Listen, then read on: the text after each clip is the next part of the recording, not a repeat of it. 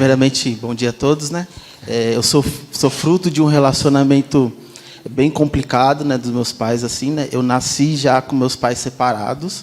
Meu pai sofreu de alcoolismo, uns 20 anos de alcoolismo bem crônico, assim, né? De ter agressões contra a minha mãe, assim, né? A minha mãe, ela é do interior da Bahia, veio para São Paulo tentar a vida, conseguir um trabalho, assim. E daí ela conheceu meu pai aqui em São Paulo, né? Numa lanchonete, assim, né? E daí, com 15 anos, ela teve a minha irmã. Com 17 anos, ela já estava grávida de mim, assim, né? E as agressões eram frequentes, o alcoolismo do meu pai sempre foi muito forte, assim, dentro de casa, assim, né? E minha mãe decidiu voltar para a Bahia, tentar a vida junto com os familiares dela, né? E eu acabei nascendo lá no Pernambuco, Orocó, uma cidadezinha bem distante do Pernambuco.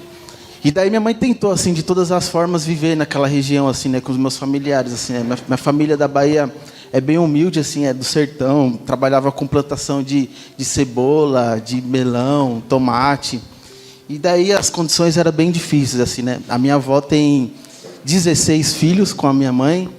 E daí todos esses irmãos tentaram voltar para São Paulo de novo, tentar a vida, né?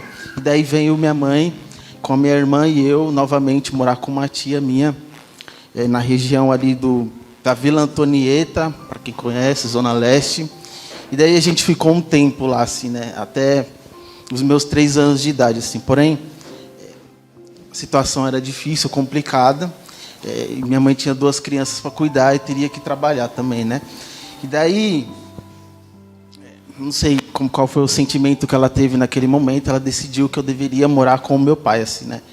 Mesmo ela sabendo de todas as dificuldades do meu pai, ele já tinha um novo relacionamento com a atual esposa dele hoje. E daí eu fui morar com o meu pai. Eu tinha 3 anos de idade, com essa nova madrasta, assim, né? O alcoolismo do meu pai continuava, era muito complicado, assim. Ele chegava, quebrava tudo dentro de casa, batia na minha madrasta. E a minha madrasta era do candomblé, tinha toda aquela coisa ruim dentro de casa, assim, né? E ele saía às 4h30 da manhã para ir trabalhar, e trabalhava na padaria. Eu lembro que ele chegava sempre por volta de meia-noite, 11h30, assim, né? Daí a gente foi crescendo, as coisas foram acontecendo.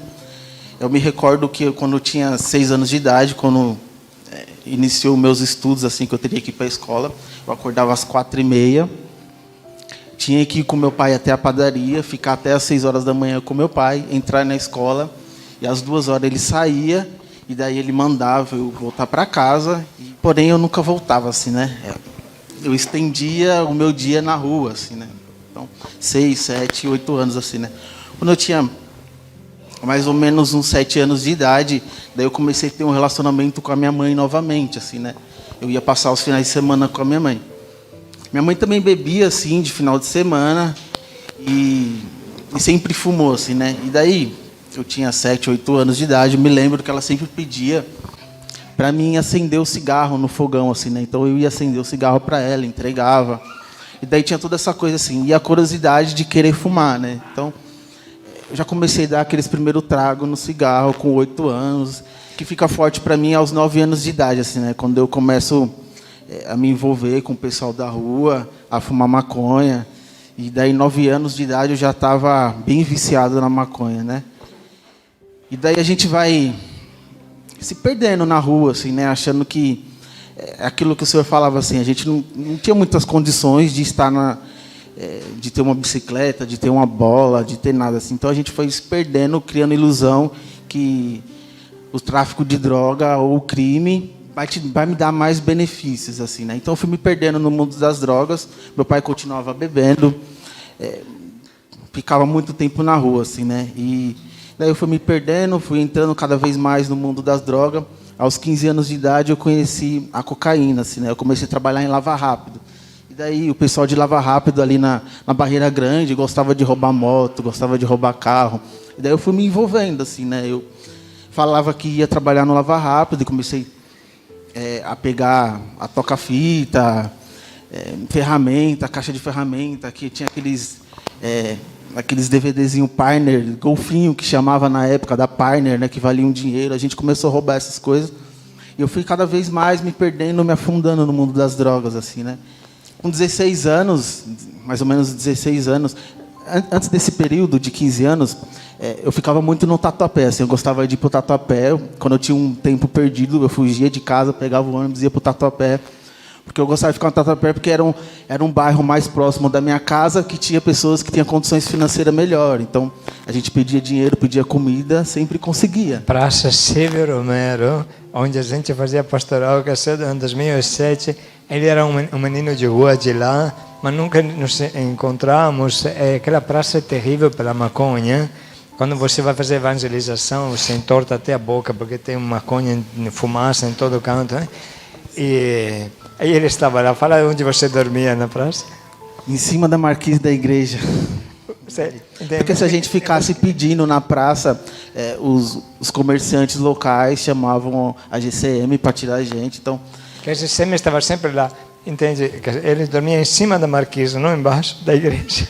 A gente se escondia, né? Tem bastante árvore na Praça Romero, então a gente subia pelas árvores e dormia em cima da igreja. Falei, aqui ninguém acha a gente. Daí, os períodos que eu ficava na rua foi cada vez mais aumentando, assim, né? Então eu ficava um mês, aí depois 2. E quando eu completei por volta dos 16 anos, assim, né? Minha cabeça virou, 16, 17 anos. E comecei a dar muito trabalho mesmo, assim. Roubava dentro de casa, de tudo. Roubei a aliança de casamento da minha irmã, celular, máquina fotográfica. Tudo. O pagamento inteiro do meu padrasto. Daí eu comecei a dar muito trabalho, assim, né? A cocaína me levou num nível muito baixo, assim, que eu já não tinha mais vergonha de nada e de ninguém, assim, né? Eu comecei a roubar tudo dentro de casa, assim, né? E daí minha família se ajuntou, tentou organizar alguma coisa para me ajudar e me retornar de novo para o interior da Bahia, do Pernambuco, assim, né? E eu fiquei lá um período de 6 meses, assim, 6 a 9 meses. E eu até fiquei bem, assim, esse período, né? Porque era numa roça bem distante, assim, né? Na região do Pernambuco. E daí fui trabalhar com meus tios na roça, assim, né? Fiquei um período bom. Porém, eu comecei, sim, a gente vai conversando, né? Os pessoal que trabalhava na roça, descobri que tinha uma cidade vizinha, Santa Maria, que chama, né? Que era, a pessoa tinha uma quantidade muito grande de maconha que eles plantavam lá, assim, né? Então, chegava na sexta-feira, a gente ia para a cidade fazer compra. Eu dava aquele meu perdido e ia para Santa Maria comprar maconha, assim, né? Então, R$2 de maconha lá em Santa Maria é uma sacola cheia de maconha, assim, né? Um tufo muito grande. Então, eu levava escondido. Porque cultivava maconha lá, né? Sim.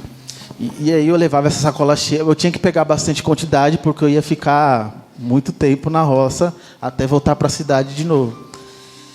E daí as coisas, você volta o uso, tudo piora novamente, assim, né? Então comecei a dar trabalho novamente para minha família. Ninguém mais aguentava, meu tio não aguentava, minha avó não aguentava. Parecia ping-pong na casa dos familiares, assim, né? Então eu nunca fiquei um período de 1 ano na casa de um familiar, assim, né? Então era um tempo com a minha madrinha, um tempo com a minha avó, um tempo com meu tio, um tempo com a minha mãe, um tempo com meu pai. E daí a gente foi se perdendo cada vez mais na vida, né?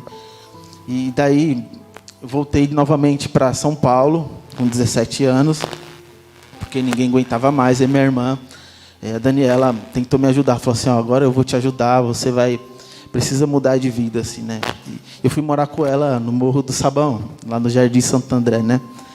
E daí é uma região bem afastada, assim, de favela, onde o tráfico é bem forte, assim, né? Então, questão de dia, eu já estava lá novamente usando cocaína, roubando todo mundo e todos, e eu voltei de novo para o Tatuapé. Falei, vou tentar minha vida lá na Praça Silva Romero novamente. E roubou toda a droga do PCC, usou e fugiu. Eu não fui de boa, assim, né? Eu usei todo o malotinho que tinha do PCC, e daí eu precisava fugir para algum lugar que ninguém me achasse, que era na rua. No topo da igreja. Falei, se a polícia não me acha, o PCC também não vai me achar. Mesmo devendo para o PCC lá no Morro do Sabão, eu voltava no final da tarde, algumas vezes, assim, 1 ou 2 vezes por mês ou por semana, era aleatório, para tomar um banho, comer alguma coisa na casa da minha irmã. Ela sempre me acolhia, mesmo roubando ela, fazendo tudo de errado, ela sempre tentou me ajudar, assim, né? De todas as formas. Em uma dessas vindas, assim, meu cunhado falou assim, a gente está trabalhando aqui com pizza, você não quer trabalhar com a gente, tem uma firma aqui, não sei o quê. E daí eu fui tentar a vida com esse meu cunhado nessa empresa de pizza, que ele fornecia pizzas pronta para o Carrefour, assim, né? E eu fui fazer essa experiência com ele, assim. Fiquei bem, trabalhei assim, né? Mas sempre no uso, né? Bem assim, né? Eu conseguia ir trabalhar e voltar, mas sempre no uso. E eu conheci uma moça mais velha do que eu, 13 anos mais velha do que eu. Tive um relacionamento bem curto com ela, um período, fui morar com ela. A família dela morava aqui na Vila Maria, a gente veio morar aqui na Vila Maria, deixei minha irmã. Vim morar com ela, com 18 anos, fiquei um ano com ela, com 18 anos ela engravidou. A minha filha Maria Eduarda hoje tem 13 anos. E com 3 meses de nascimento da minha filha, eu fui fazer um pequeno assalto, aqui próximo do Belém, no Banco Itaú, ali assim, é uma saidinha de banco que a gente chamava, né? A gente ficava passando nos bancos, esperando alguém sacar e roubar essa pessoa. Porém, a gente roubou, não deu muito certo, um polícia estava na rua, correu atrás da gente, eu fui preso, assim, né? E nesse período que eu fui preso, nos primeiros meses, essa moça ia me visitar, levava a minha filha. Porém, a família dela não aceitou muito essa coisa de eu estar presa, assim, e pegou ela e minha filha e levaram para o Pernambuco, que a família dela também é do Pernambuco.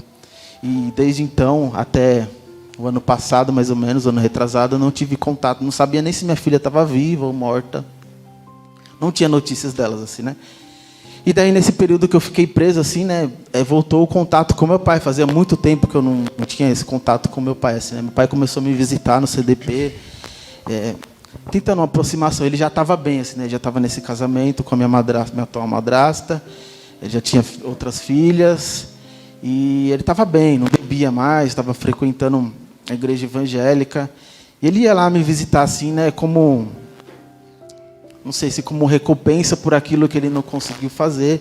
Ele estava tentando reatar os vínculos novamente, assim, né? E daí ele, nesse período que eu fiquei preso, ele sempre ia, né? Ele sempre foi. Ele levava o jumbo, ia lá, me aconselhava, falava para mim mudar de vida. E quando eu saí, assim, né, ele me fez o convite para me voltar a morar com ele, assim, né? E eu fui. E fiquei um tempo, acho que no máximo uns 3 meses morando com ele. A dependência continuava, sempre na cocaína. E daí eu resolvi ir embora, assim, né? Eu falei, eu não aguento mais fazer os outros sofrer, as pessoas ficarem se preocupando comigo. Eu achava que ir para a rua era ficar longe dos meus familiares, era privar eles de sofrimento, assim, né? Então, eu queria privar a minha família do sofrimento, assim, né? Mesmo que eu era muito perdido, eu não entendia na minha cabeça por que minha mãe me abandonou, por que meu pai bebia. Eu tinha muito essa coisa, esse rancor da minha mãe dentro de mim, assim, né? Porque ela ficou com a minha irmã e me entregou para o meu pai. Isso aí ficou uma maguinha, assim, né? Toda a minha adolescência eu guardava isso, assim, né? Ela falava, ela me trocou, ela só ama minha mãe, ela não gosta de mim. E daí ficou essa marca, assim, da minha infância, né? E com esse pensamento maluco na cabeça, eu falei, vou me jogar de cabeça no mundo da rua, das drogas. E assim eu privo toda a minha família desse sofrimento, assim, né? E eu fui. Daí eu fui de vez, caí nas ruas, roubando celular, pequenos furtos de pedestre, ônibus, de tudo que vocês imaginar, eu fazia, né? E daí eu conheci uma pessoa lá na tenda do Parque Dom Pedro, né, que ela gerenciava toda a distribuição de crack lá naquele local lá da tenda. E eu comecei a me envolver, fazia a mula, né? Eu ia até a Cracolândia, buscava, trazia, levava dinheiro. Cheguei a usar o crack algumas vezes, porém, não é que eu gostei, não sei, não era o meu forte, era mais a cocaína mesmo. E daí foi assim, né, se estendendo uns bons anos da minha vida, quase 5 anos longe da minha família nas ruas, assim, né.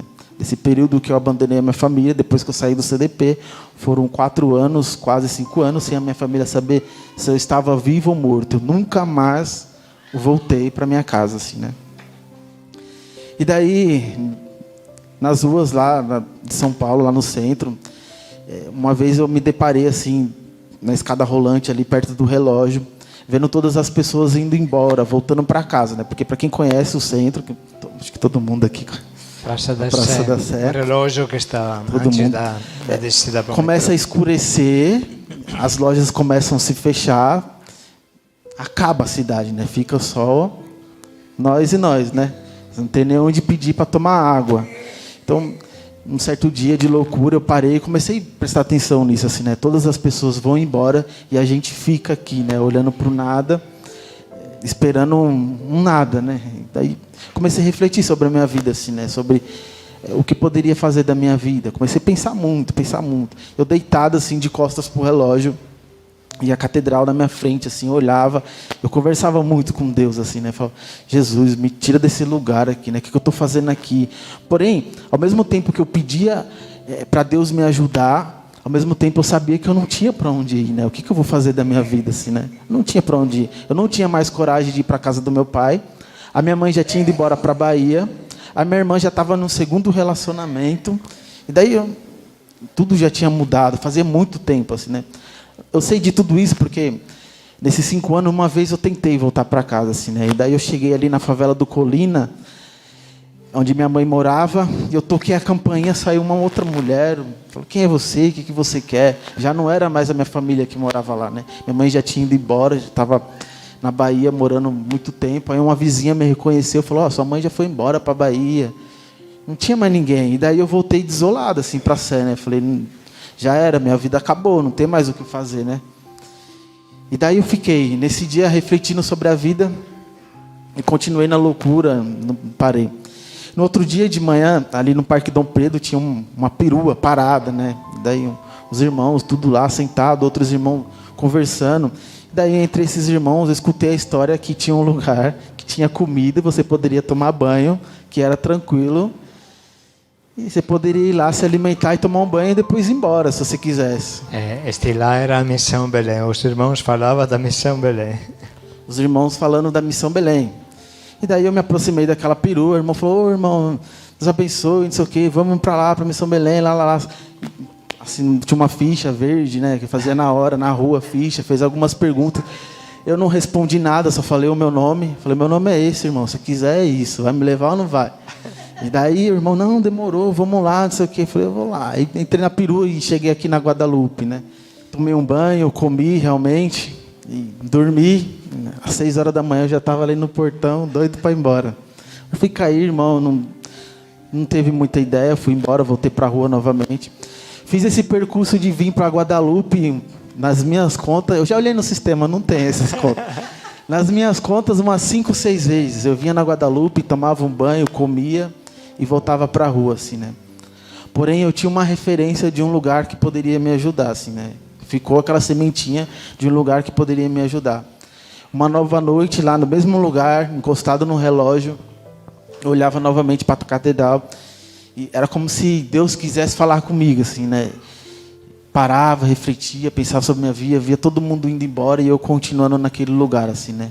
A minha vida parada, estacionada, assim, né? Depois de um reencontro que eu tive com a minha irmã no sítio, assim, só pulando rapidinho, eu falava para ela assim, porque ela trabalhava na Augusta, ali, minha irmã, assim, ela trabalhava em casa de shows, assim, né? E daí eu falei para ela assim, você deve ter passado por mim, me chutou, se negou a palavra para mim e você não sabia que era eu, assim, né? Porque era exatamente isso, as pessoas passam por você e você não é ninguém, assim, né? Você não é nada. Refletindo de novo, eu falei, agora eu vou para aquele lugar, né? Assim, eu não sabia nem o nome. Eu só tinha a certeza de uma coisa, assim, né? Que hoje, refletindo assim sobre tudo aquilo que eu passei, que Deus era a única coisa que eu tinha, né? Se Ele estava falando, Ele estava tocando no meu coração para mim ir até esse lugar. Então, era tudo que eu tinha, né? Eu não tinha mais nada. Não tinha casa, não tinha família, não tinha nada. E se Ele estava falando para mim vir para esse lugar, eu deveria vir, assim. É o que eu sentia. E daí eu vinha andando, né? Vinha andando, refletindo. E daí no caminho usando droga, fumando.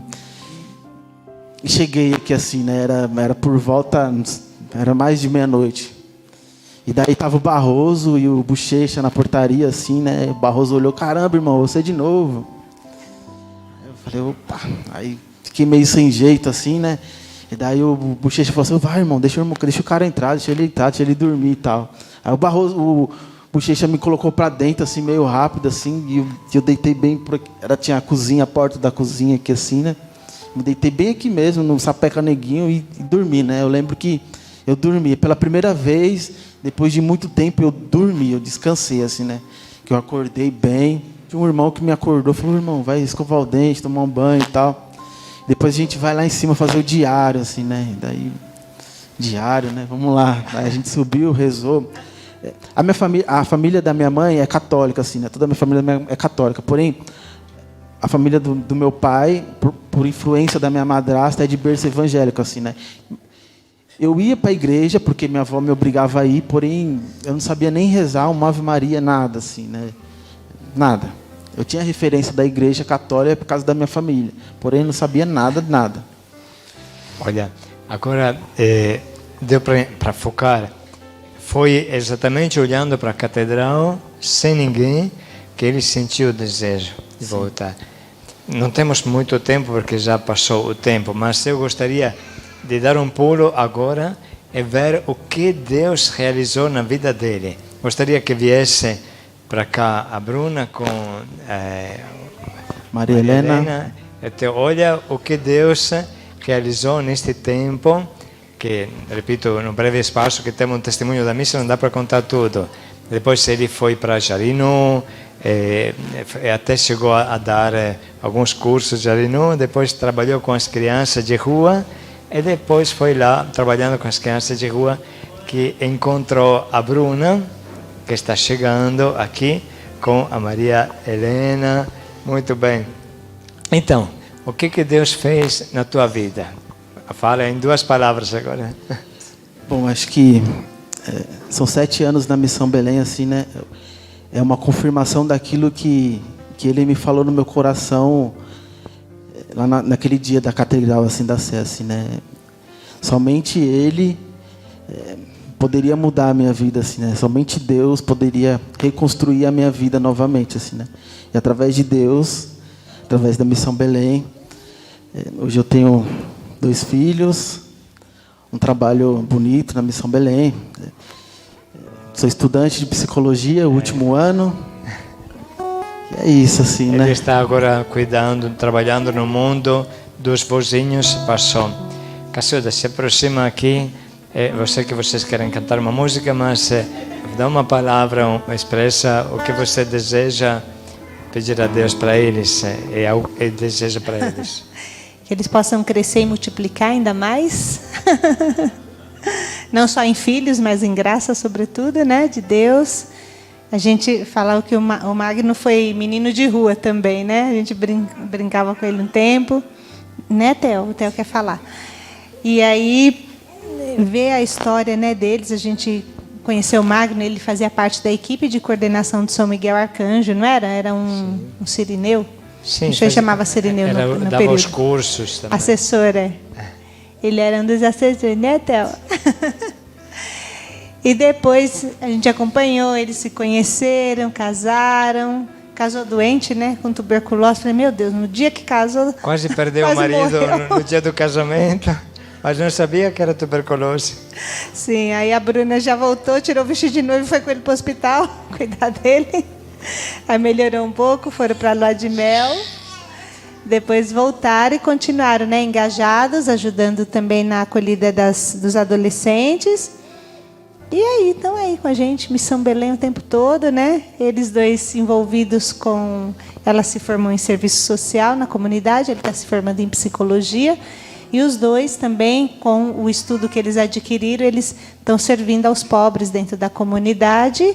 Todo domingo estão aqui com a gente, também participando, né? Fazem a espiritualidade, tudo. Enfim, o que a gente deseja é que eles cresçam ainda mais no carisma de ser família Belém e dê testemunho a tantos irmãos que estão acompanhando. O que Deus é capaz de operar em quem se abre e precisa. Pode dar uma salva de palmas.